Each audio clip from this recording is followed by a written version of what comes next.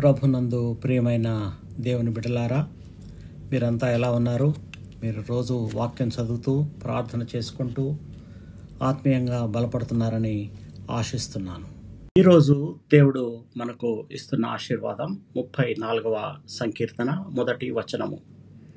భక్తుడైన దావీదు ఇలా అంటున్నాడు, నేను ఎల్లప్పుడూ యెహోవాను సన్నుతించెదను, నిత్యము ఆయన కీర్తి నా నోట ఉండును. సన్నుతించెదను అంటే స్తుతించెదను అని అర్థం అన్నమాట.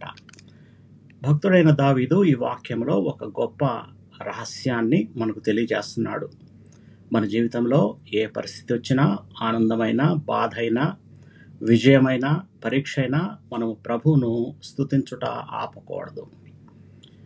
స్తోత్రం చేయటం అంటే సమస్యలు లేవన్నది కాదు, కానీ సమస్యల మధ్య కూడా దేవుడు మనతో ఉన్నాడని విశ్వాసముతో చెప్పడమే. దావీదు పారిపోయి గుహలో దాగి ఉన్నప్పుడు కూడా దేవుని స్తుతించాడు. కష్టకాలంలోనే అనేక కీర్తనలు పుట్టాయి. యెహోవాను ఎల్లప్పుడూ స్తుతించే హృదయము శాంతితో నిండి ఉంటుంది, ఆత్మ మరింత బలపడుతుంది. మన నోరు ఎల్లప్పుడూ కృతజ్ఞతతో నిండిపోతే మన చుట్టూ ఉన్నవారు కూడా దేవుని మహిమను చూచి ఆశీర్వదించబడతారు. ప్రార్థన చేసుకుందాం. మమ్మల్ని మిక్కిలిగా ప్రేమించిన మా ప్రియ పరలోకపు తండ్రి, ఈరోజు నీ వాక్యం ద్వారా నీవు మాకు నేర్పిన పాఠమునకు ధన్యవాదములు. ప్రభువా, పరిస్థితులు అనుకూలంగా ఉన్నప్పుడు మాత్రమే కాదు, విపత్తులు వచ్చినప్పటికి కూడా నీ నామాన్ని ఎల్లప్పుడూ స్తుతించడానికి మాకు తగిన శక్తిని దయచేయండి.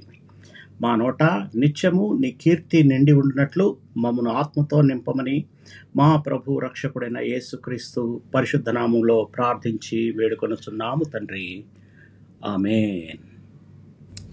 మీకెవరికైనా ప్రార్థన అవసరత ఉంటే నా వాట్సాప్ నెంబర్కి మీరు మెసేజ్ చేయండి.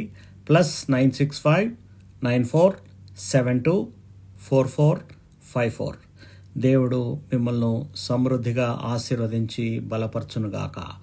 ఆమేన్. God bless you all.